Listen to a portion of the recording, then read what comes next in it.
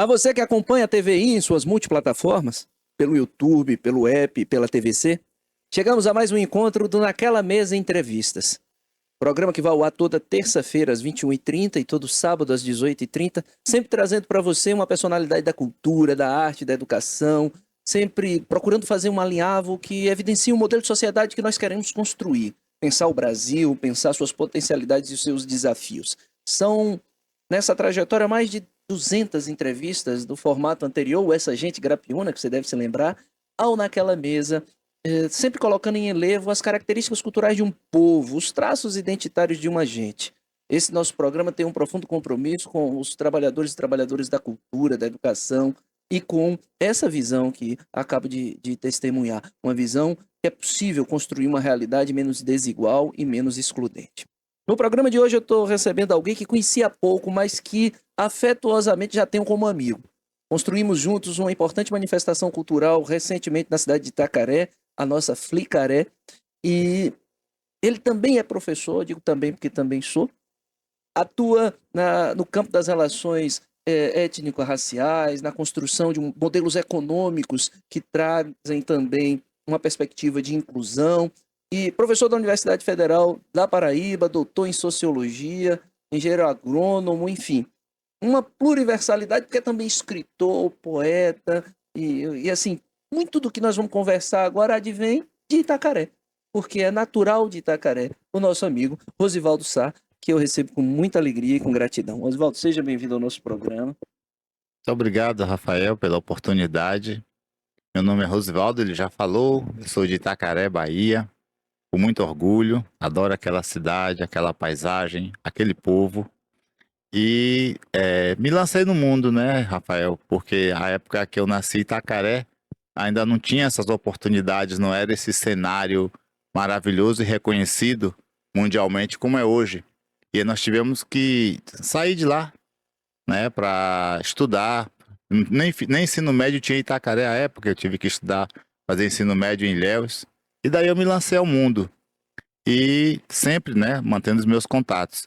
Mas mesmo estando longe, mantendo saudade, eu quis, nesses últimos anos, fazer algo que mostrasse o meu reconhecimento e meu agradecimento a Itacaré. E quando nós vamos falar dessa obra, desse trabalho, é um trabalho que eu faço de memórias de Itacaré, de memórias minhas, memórias de um menino pobre que nadava no Rio de Contas, que pegava caranguejo no mangue, também filho de funcionários públicos municipais.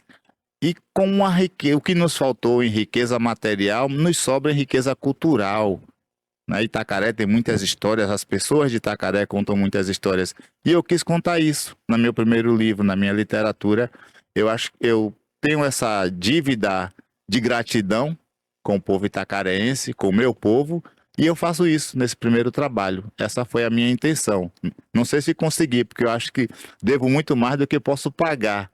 Mas a valorização dessa nossa cultura, das nossas afro-brasilidades, eu acho que é uma tentativa de dizer obrigado a Itacaré, obrigado ao povo itacarense.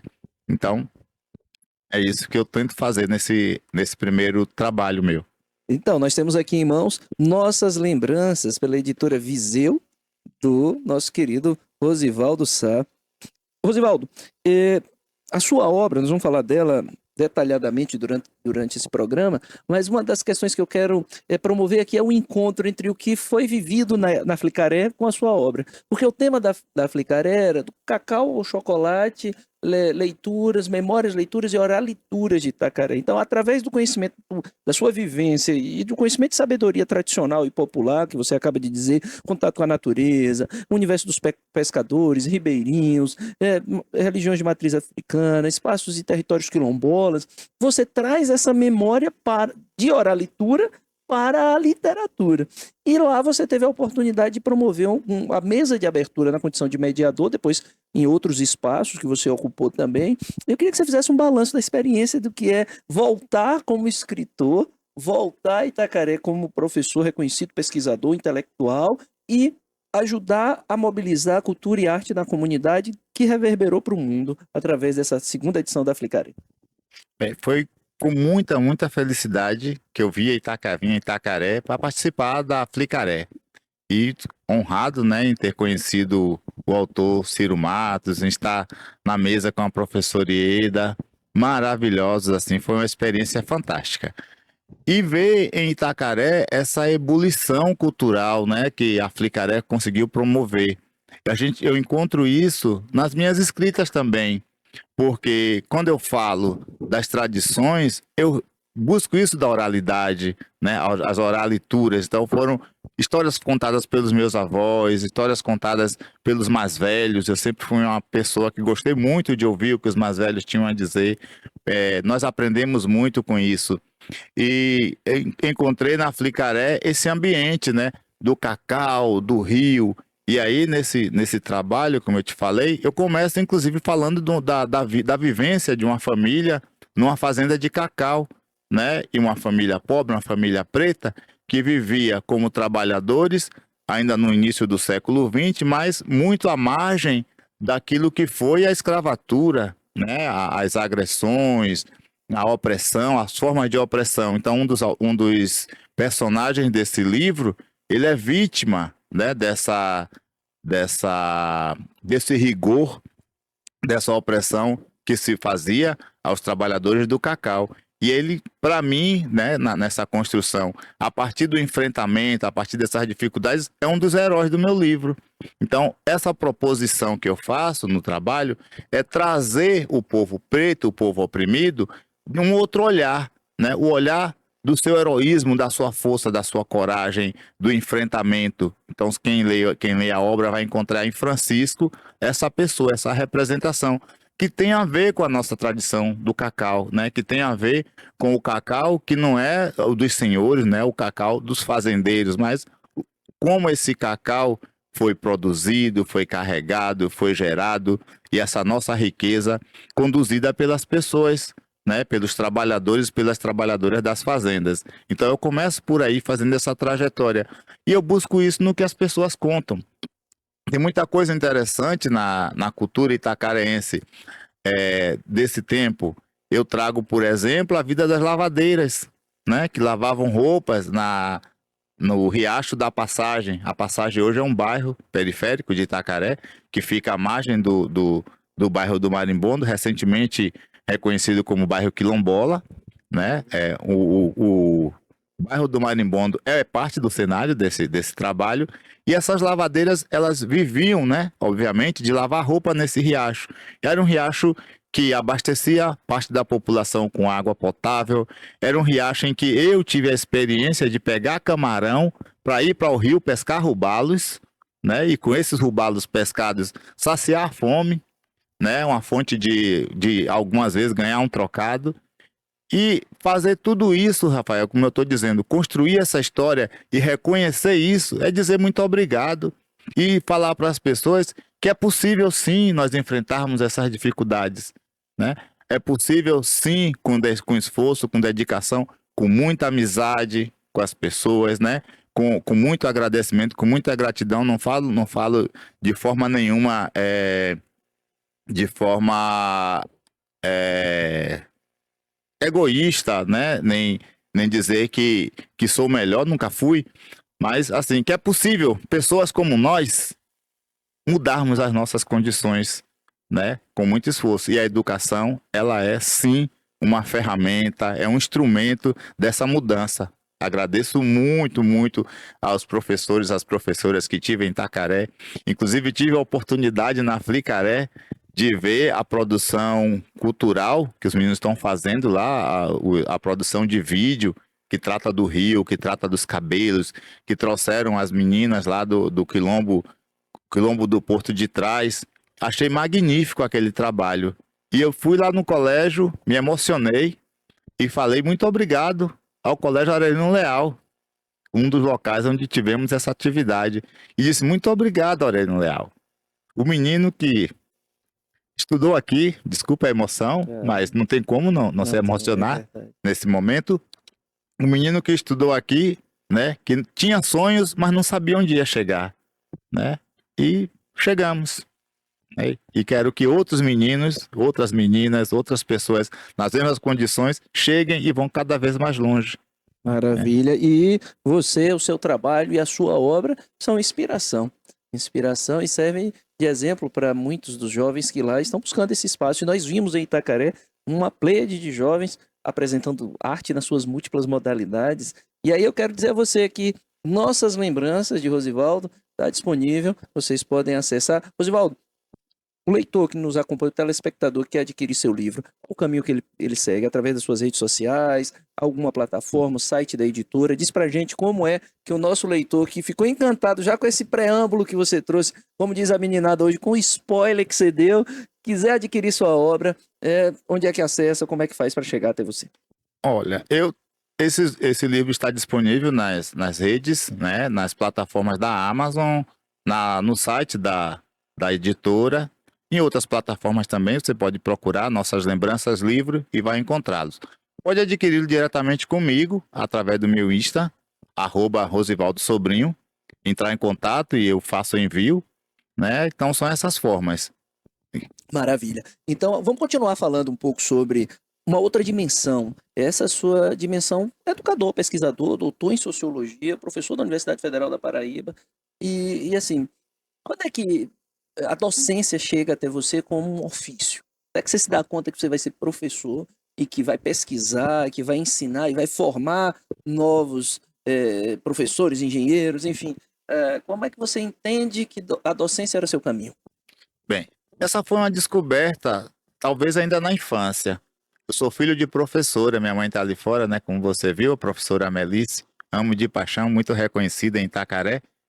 E desde pequeno, como eu tinha uma facilidade em aprender, eu ensinava, né? Ensinava os alunos da minha mãe, os mais novos, conversava com os meus colegas, dava aula para eles em algumas situações que me pediam para tirar dúvidas, e eu fui vendo que isso era uma coisa gratificante, né? Poder compartilhar o conhecimento adquirido, né? E aí fui para a universidade, fiz o curso de agronomia na Universidade Federal de Viçosa, retornei para trabalhar e trabalhei na região sul, na região norte, até voltar para a região nordeste. Fui fazer o mestrado e de novo tive contato com a sala de aula durante o mestrado. Falei, rapaz, o que eu quero para a minha vida é ser professor. E aí investi os empenhos para isso, estava iniciando o doutorado quando apareceu a oportunidade de fazer o concurso, né? Eu fiz o concurso, estava fazendo doutorado na Universidade Federal da Paraíba e o concurso na mesma universidade. Então, ingressei na agronomia como professor, ainda como mestre, isso no ano de 2006. E me descobri, né, essa vocação, esse desejo, eu me realizo sendo professor, né? É uma profissão que eu exercito com bastante tranquilidade, com orgulho, né? E com grande satisfação. Troco muito informações com os outros colegas, já que a gente vem da área do bacharelado, então converso muito com o pessoal da licenciatura e fazemos um trabalho sempre coletivo, sabe? A gente junta um coletivo de professores, eu faço parte do núcleo de estudos afro-brasileiros e indígenas da Universidade Federal da Paraíba. Tem um grupo de estudos na área de currículo, com a professora Angela Albino, amiga muito chegada. Trabalho com as questões da educação étnico-racial com a professora Ana Cristina, uma irmã que eu encontrei na Paraíba. E temos também atividades com comunidades quilombolas no município de Areia, né? A comunidade Senhor do Bonfim, a comunidade do Novo Mundo. E temos feito isso na universidade, levado esse debate, essa discussão das questões afro, porque, infelizmente, né, apesar de nós estarmos crescendo dentro da universidade, esses espaços desse debate são poucos, né? Enfrentamento do racismo, valorização da cultura afro-brasileira, não é um assunto mais corrente, né, de mais expressão dentro da universidade. E nós temos levado isso lá para dentro. A sociedade precisa pensar melhor, né? A sociedade brasileira, infelizmente, ainda tem a sua característica bem excludente, as condições socioeconômicas mostram isso, e nós precisamos enfrentar esse racismo, enfrentar essa exclusão. Então, eu me coloco para a universidade como uma voz do povo preto, lutando por direitos, lutando por espaços. Maravilha. Você que nos acompanha, que chegou agora e sintonizou a TVI ou pelo YouTube, você está acompanhando Naquela Mesa Entrevistas com o Rosivaldo Sá Sobrinho, que é professor da Universidade Federal da Paraíba, ele é natural de Itacaré, está lançando o livro Nossas Lembranças, Memórias Vividas na Cidade de Itacaré. É um romance de ficção, mas baseado nas suas memórias.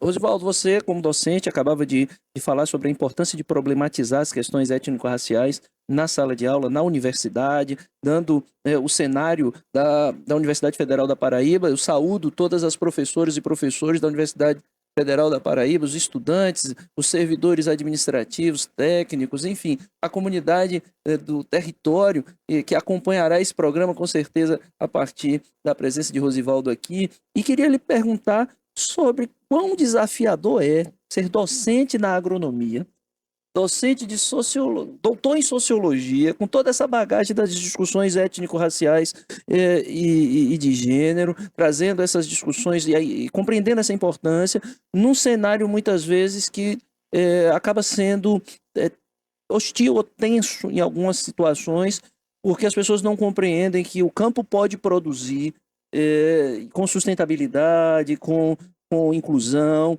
e que o campo produtivo não é adversário das políticas sociais, que o campo que produz não deve se enxergar como antagonista de um Brasil mais inclusivo, que respeite a diversidade.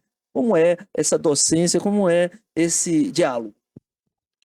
É desafiador, Rafael. É desafiador, mas ao mesmo tempo empolgante, porque nós vivemos de desafios, né? Nós somos movidos a desafios. E dentro do curso de agronomia, que é um curso mais técnico, né, o espaço das discussões sociais não são muitos. Então, nós temos lá na sociologia, na economia, na extensão rural, que é a minha área, né? Pensa extensão e desenvolvimento rural. E aí nós vamos chegar para os nossos alunos discutindo que não é apenas um modelo de desenvolvimento econômico convencional, né? O rural, ele tem as suas ruralidades, né? Ele é muito diverso, ele é pluri. E dentro dessa diversidade rural, há a questão da agricultura familiar, as questões ligadas às questões agrárias, às comunidades quilombolas, aos povos tradicionais, e ver isso enquanto técnico da agronomia e se abrir para essas questões do ponto de vista de enfrentar, de propor mudanças e inclusão social para essa população, é o nosso desafio, é o nosso dia a dia. Fazemos isso no nosso espaço. Então, como eu disse a você, é propor a formação de um engenheiro agrônomo, de uma engenheira agrônoma, também de zootecnistas e médicos veterinários, que eu dou aula nos 3 cursos, é propor a formação de um profissional que tenha esse olhar mais holístico, né, sobre o rural, sobre a sociedade, sobre os paradoxos, né, na verdade, que nós temos, que não é só a tecnologia que vai nos salvar, né? Nós precisamos usar essa tecnologia para promover inclusão, para promover alimentos saudáveis, para produzir alimentos saudáveis, o nosso conhecimento para que as nossas formas de produção agronômicas, agropecuárias, elas sejam mais sustentáveis, né? E pensar em sustentabilidade não é apenas deixar de usar veneno, é incluir as pessoas, é produzir alimento de qualidade, é colocar esse alimento disponível para a população de um modo geral. Há alguns equívocos que as pessoas pensam que tem que produzir uma agricultura convencional, essa que usa mais defensivos agrícolas, né, e tem os seus níveis de toxicidades questionáveis, que esse produto ele pode ser barato para ser consumido pelos pobres. E o outro alimento para ser consumido por uma população mais abastada economicamente. Eu questiono isso. Temos que produzir em quantidade e em qualidade para toda a população. E se tivermos que escolher para quem produzir, para os mais pobres, né? São os que passam fome, os que passam mais necessidades. Com certeza. O Silvio Tendler tem 2 documentários chamados O Veneno Está na Mesa, né? São dois documentários que impactaram por mostrar aquele tempo a quantidade de agrotóxicos que são utilizados na agricultura brasileira, e desde lá a coisa piorou, né? No governo anterior, do governo do Jair Bolsonaro, nós tivemos uma liberação desenfreada de agrotóxicos, que inclusive são proibidos em outros países. Por que o Brasil usa tanto veneno? Bem, nós temos uma agricultura, nós temos um controle político da agricultura brasileira. Então, nós podemos falar, por exemplo, que a bancada ruralista dá a linha política nesse país. E eles são interessados, né, nesse tipo de produção. O veneno utilizado na agricultura, o pessoal não gosta que eu fale veneno não, tá, Rafael? É porque assim muda o nome, né? De defensivo, quando tem níveis altos de toxicidade, a gente sabe que é veneno. Porque se intoxica e mata, é veneno. E aí a turma diz assim, defensivo porque soa mais bonito. Mas camufla que mata do mesmo jeito. Eu prefiro chamar de agrotóxicos. Os agrotóxicos, eles têm um valor econômico muito elevado. Apesar de que o monocultivo já domina algumas tecnologias da diminuição do uso do agrotóxico. Hoje, por exemplo, nós avançamos na agricultura para os bioinsumos, mas eles continuam muito importantes do ponto de vista econômico. Então, essa influência econômica e política do modelo convencional de desenvolvimento faz com que nós não enfrentemos os desafios de mudar essa forma de produção. E há um interesse político e econômico por trás disso. Por isso o Brasil não tem avançado muito nessas questões, apesar de toda a luta, né, da Associação Brasileira de Agroecologia, né, o movimento agroecológico tem se fortalecido, tem proposto coisas novas, mas nós estamos ainda presos a um modelo bem convencional, que é o modelo da agricultura da Revolução Verde, né? Ainda estamos presos ao modelo da Revolução Verde. Precisamos fazer essas mudanças acontecerem. Você que nos acompanha está vendo que o homem é polivalente. Nós estamos falando de literatura, nós estamos falando de oralituras, nós estamos falando de cultura do território de Itacaré, mas estamos aqui aprofundando o debate na área de atuação acadêmica dele, que é a pesquisa na agronomia, na medicina veterinária, enfim, na zootecnia, nesses espaços que são de produção do campo. Rosivaldo, eu queria desmembrar mais essa conversa, porque fala sobre os movimentos sociais, sobre a comida que chega à nossa mesa. Vou fazer uma última pergunta nessa dimensão e a gente vai voltar para falar de nossas lembranças e da sua participação na Flicaré. Qual é o desafio maior para que nós consigamos fazer com que os produtores rurais não enxerguem os movimentos populares no campo como inimigos da produção? Haja vista que o Movimento dos Trabalhadores Sem Terra hoje apresenta um modelo de agroecologia que é copiado no mundo e que é respeitado no mundo inteiro, que coloca comida na mesa das pessoas.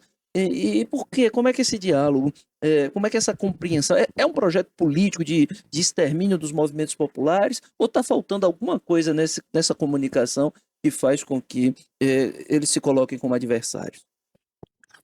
Eu entendo essa disputa no campo político ainda como um reflexo da nossa sociedade excludente.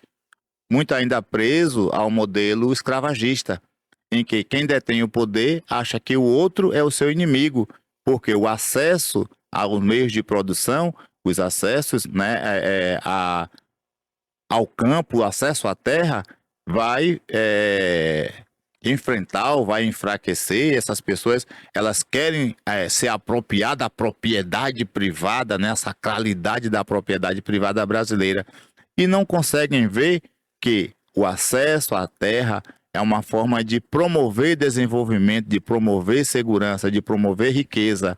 Os ricos querem que os pobres continuem pobres, né? Então, por isso esse enfrentamento e esse olhar para os movimentos sociais como inimigos, né?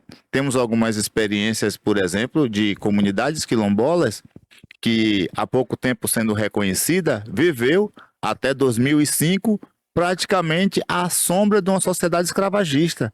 As pessoas viviam como moradores de submissão, né? Trabalhavam e não recebiam o salário por trabalharem na terra, porque eram moradores. Ou seja, era um modelo muito próximo do modelo escravagista. E houve uma luta, uma briga, estou falando da comunidade Senhor do Bonfim, lá no município de Areia, na Paraíba. E houve uma briga muito grande porque os herdeiros da fazenda queriam expulsar os moradores, que já estavam lá há muitas gerações. Então eles são tratados como inimigos, assim como o movimento dos sem terra são tratados como inimigos, né, e outros movimentos sociais também. Precisamos mudar isso politicamente, mas eu acho também que nós precisamos mudar as nossas representações políticas. É verdade. Né? As representações que reconheçam, ou o próprio movimento ter mais força de mudar, para mudarmos isso e termos mais pessoas que estejam nas câmaras, que estejam no Senado, que estejam no espaço da política para representar a população, para representar essas pessoas, o interesse da sociedade e não da sociedade rica, não das elites, né? Mas do povo brasileiro como um todo. Bacana. E é importante lembrar que a terra, na Constituição de 1988, é a terra que não for produtiva está para fins de reforma agrária. É a terra como função social, o cumprimento dessa função social da terra, assim como da moradia. Né? Então é importante essa discussão no âmbito aqui da cultura e da literatura e da educação, da pesquisa, da universidade. E eu agradeço ao Rosivaldo por trazer de modo tão desenvolto e tão qualificado essa sua visão, sua perspectiva. Vamos falar um pouco mais de nossas lembranças. Nós estamos chegando aqui, somos avisados pela nossa produção, estamos chegando nos minutos finais. Então eu queria que você recapitulasse o eixo central da obra, passasse mais uma vez para os nossos telespectadores onde acessar e onde comprar e deixasse aquele seu recado de até breve. Porque como eu lhe disse aqui em off, essa é a primeira de muitas conversas. Gostaria de ter você conosco nessa continuidade. Inclusive, estando lá na Paraíba, trazendo as novidades através de videoconferência. E quando estiver por aqui, sempre entender que o Naquela Mesa Entrevistas é um espaço aberto para você trazer o seu trabalho artístico, cultural, acadêmico, falar sobre memória, sobre ancestralidade, sobre essa trajetória bacana que você trilha de Itacaré para o mundo. Tá, então, mais uma vez, né, essa é uma obra de um menino pobre itacarense que enfrentou as grandes dificuldades e que traz das suas experiências, nas suas lembranças, o enfrentamento e a educação como uma forma de superação. Esse livro pode ser acessado nas redes, na Amazon, na Casa Bahia, no site da editora Viseu, ou pode ser adquirido diretamente comigo. Pode entrar em contato no @RosivaldoSobrinho, e aí a partir do Instagram fazer o contato, eu enviarei e chegará em suas casas. E dizer que essa construção, ela, apesar tem um livro de memórias, mas que fala um pouco de mim também. Porque quando eu trato a partir dessas lembranças, quando eu trato da educação, das vivências da transformação, essas pessoas, elas me inspiraram, as histórias que me contaram das dificuldades em viver, das dificuldades em superar a pobreza, as dificuldades em que esses personagens apresentam para estudar, né? Eu vejo um pouco isso também na trajetória pessoal. E eu vou dizer assim, então, vou contar isso para que os jovens de hoje entendam que nós não estamos aqui por acaso, nós não chegamos aqui sozinhos, né? Há um caminho trilhado pelos que vieram antes. Eles tiveram que superar dificuldades muito maiores que as nossas. Nós continuamos nesse enfrentamento e ver que nós temos heróis e heroínas que estão próximos a nós, que estão em nossas casas, que estão em nossas ruas, que estão em nossos bairros, que nós precisamos criar essa nova referência de heroísmo, né? Que não é aquele modelo eurocêntrico que vem de cabelos loiros montado num cavalo branco, né? Nossos heróis são pretos, são pretas, andam a pé, andam descalços, pescam nos mangues, lavam roupa, contam histórias como estavam contando lá nas suas orarituras, na Flicaré. Pessoas que são guardiãs da nossa cultura. Foi tão bonito, inclusive, ver Dona Mãezinha, né? Naquela mesa, cantando, falando. Ver Tião falando das comunidades do Porto de Trás. E além da questão do cacau, o Tião trouxe uma questão muito interessante, né? O debate sobre o meio ambiente, né? O debate do impacto da produção do cacau sobre o ambiente, né? A questão da juventude itacarense, né? Precisamos investir não só de Itacaré, mas no mundo inteiro, no Brasil principalmente, ver essa criança preta, esse jovem preto, muitas vezes vítimas da violência, da marginalização. Então, tudo isso eu pretendo, né? Uma pretensão, tratar a partir da minha literatura, tentar fazer com que os leitores e as leitoras reflitam um pouco sobre isso e mudem de atitude.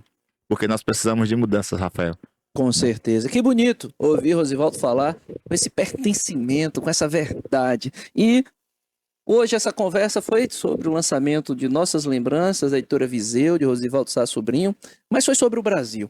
Sobre um Brasil repleto de contradições, mas repleto de alternativas, e alternativas que passam por uma história que a história oficial costumeiramente quer invisibilizar. Uma história, como diria o Samba da Mangueira, uma história que a história não conta. Um país que não está no retrato, mas que agora passa a ser contado por literatura e por oralituras, através de uma voz potente do povo, no território, da gente, em sua lida cotidiana. Esse foi o Naquela Mesa Entrevistas, programa que vai ao ar toda terça-feira às 21h30 e todo sábado às 18h30, e que você já sabe, é sempre feito especialmente para você.